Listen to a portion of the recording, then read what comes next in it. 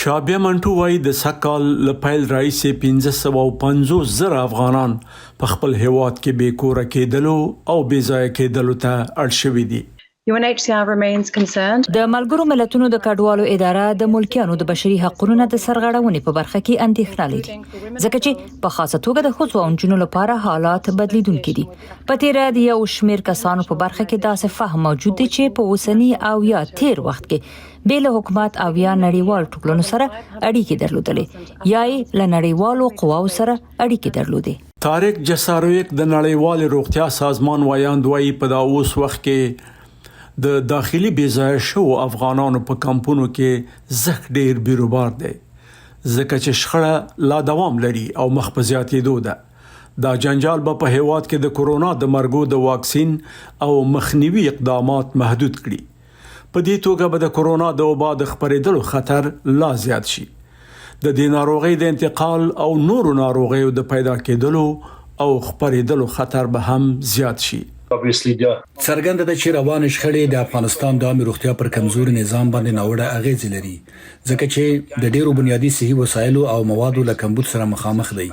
هغه هم په داس حال کې چې د کرونا وبا په منځ کې واقع یو په تیرو 24 ساعتونو کې د متحرکو صحي ډلو خدماتو او ارزونو ته اړتیا ده، ځکه چې په کابل کې امنیتي او داسې حالات منځ راغلي دي چې اټکل نشي کېدلای.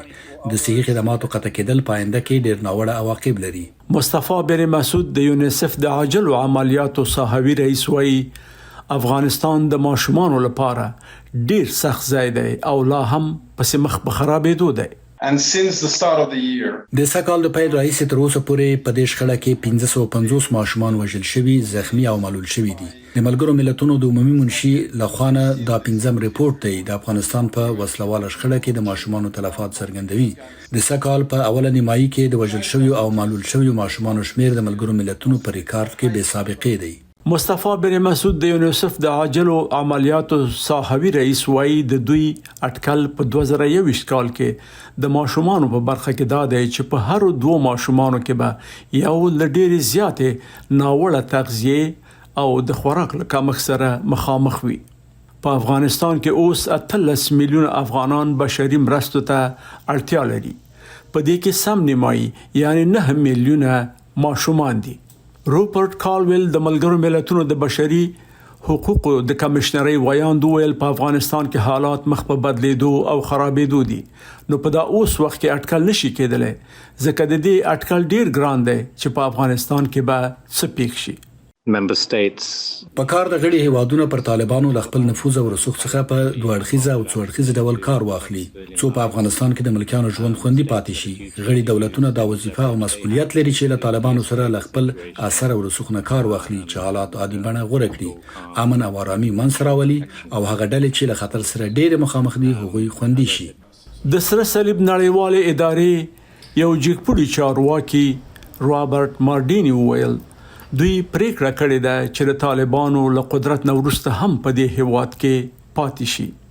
دغه اداره وایي چې په افغانستان کې اوس د بشري خدماتو لپاره تر بل هر وخت ډیر ضرورت دی.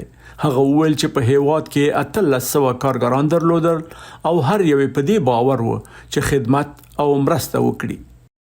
همدارنګه د افغانستان لپاره د ملګرو ملتونو استوګن رئیس رامز اکبروف د دوشنبه په ورځ ویل چې دوی به په افغانستان کې خپل کارونو ته دوام ورکړي څو وکولای شي افغانانو ته بشري مرستې ورسوي. رامز د اسوسییټډ پریس خبري اژانس ته ویل چې روانو جګړو په افغانستان کې تقریبا 600,000 کسان بې ځایه کړي دي. څرنګه چې حالات مخ په بدلیدو دي نو دوی په هر ځای کې د دې قابلیت نه درلود چې ضروري مرستې خلکو ته ورسولای شي. نسیم ستانزی، امریکا غاښنا ټلویزیون، واشنگټن.